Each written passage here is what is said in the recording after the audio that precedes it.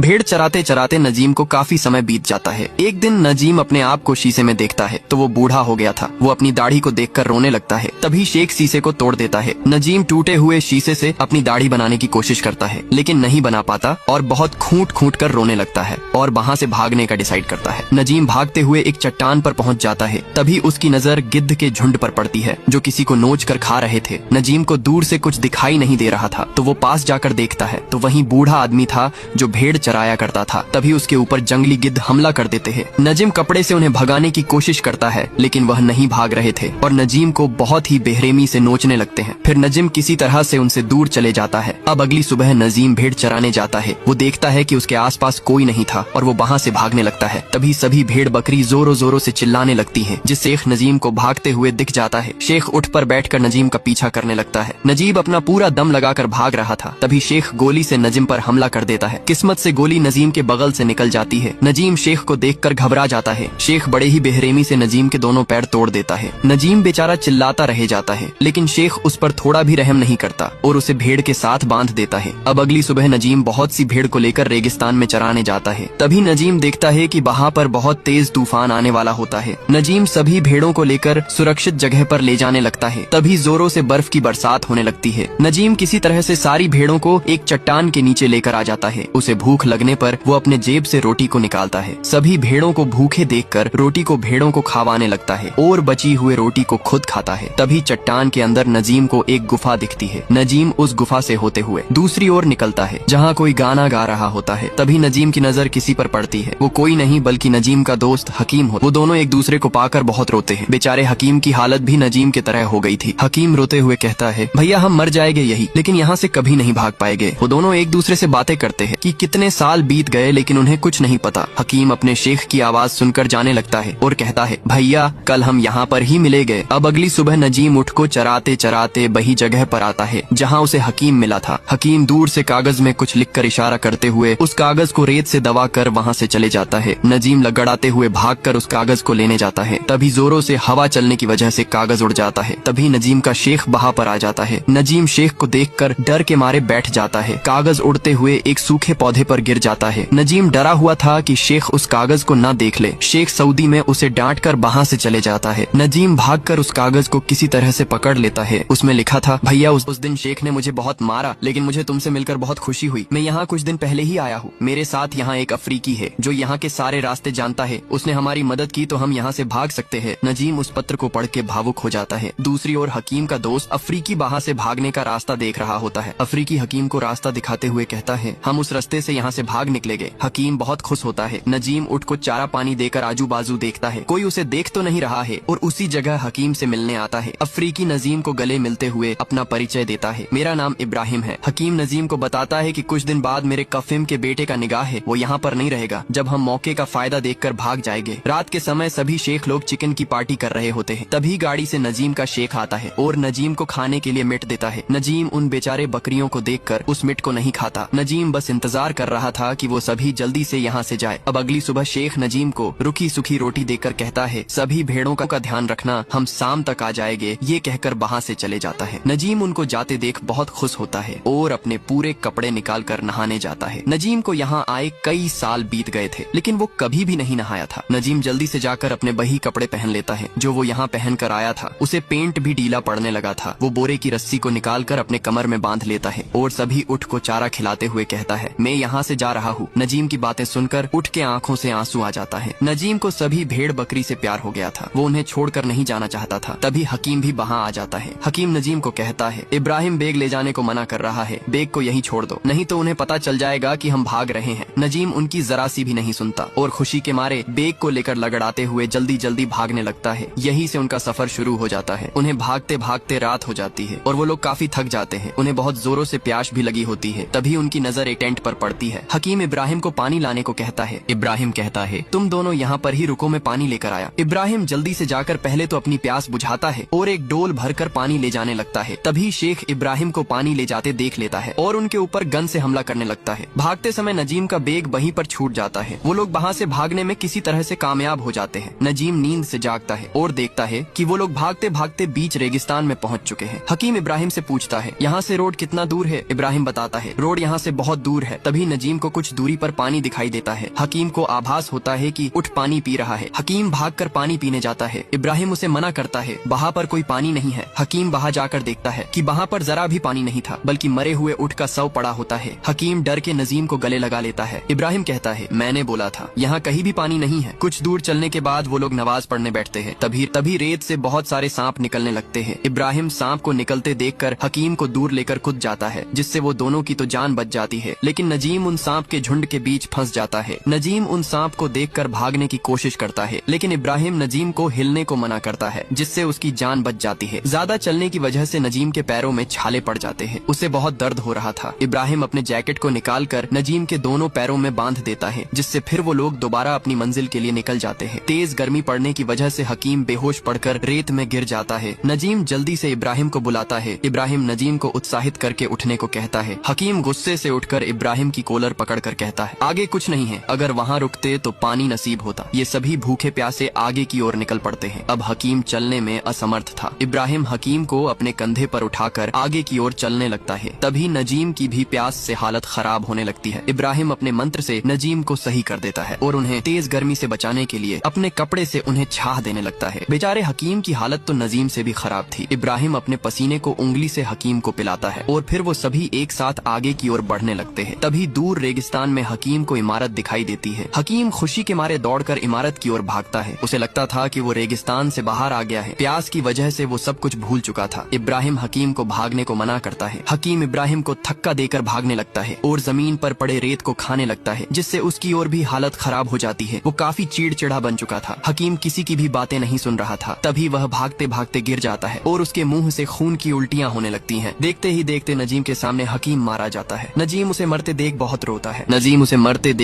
रोता है और इब्राहिम से कहता है, उसे बचाओ। लेकिन बीच रेगिस्तान में इब्राहिम कुछ नहीं कर सकता था। तभी हकीम दूर से हाथ ऊंचा करता है। नजीम भागकर हकीम के पास जाता है, लेकिन उसके जाने से पहले हकीम दम तोड़ देता है। तभी इब्राहिम के पैरों तले जमीन हिलने लगती है। इब्राहिम भागकर देखने जाता है तो दूर से रेतीला तूफान आ रहा होता है। इब्राहिम भागकर नजीम को पकड़कर वहाँ से चलने को कहता है। नजीम हकीम को छोड़कर जाने को राजी नहीं था, लेकिन किसी तरह इब्राहिम उसे ले जाने लगता है। तूफान भी उनके काफी नजदीक आ गया था, लेकिन इब्राहिम किसी तरह से नजीम को बचाने में लगा हुआ था। वो नजीम को अपने कंधे पर उठाकर भागने लगता है। तभी इब्राहिम का पैर रेत में धंसने से वो जमीन पर गिर जाता है और दोनों रेत के बीच में फंस जाते हैं। रेतीले तूफान से उनकी जान भी जा सकती थी, लेकिन वह किसी तरह से डटे रहते और थोड़ी ही देर में रेतीला तूफान वहाँ से चले जाता है। नजीम बेचारा हकीम की यादों में गुमसुम बैठा होता है। इब्राहिम हकीम को समझाता है कि तुम इसी तरह हार मान जाओगे तो अपने परिवार से कैसे मिलोगे, और नजीम को अपने साथ लेकर आगे की ओर बढ़ने लगता है। तभी प्यास की वजह से नजीम चक्कर खाकर गिर जाता है। नजीम के पैरों में बांधा कपड़ा फट चुका था, जिससे नजीम को काफी दर्द हो रहा था। इब्राहिम अपने जूते को निकालकर नजीम को पहना देता है। तभी इब्राहिम की नजर छिपकली पर पड़ती है। इब्राहिम नजीम से कहता है, देखो इस छिपकली को, इसका मतलब यही कहीं पानी है। इब्राहिम छिपकली के पीछे जाने लगता है। तभी नजीम भी इब्राहिम के साथ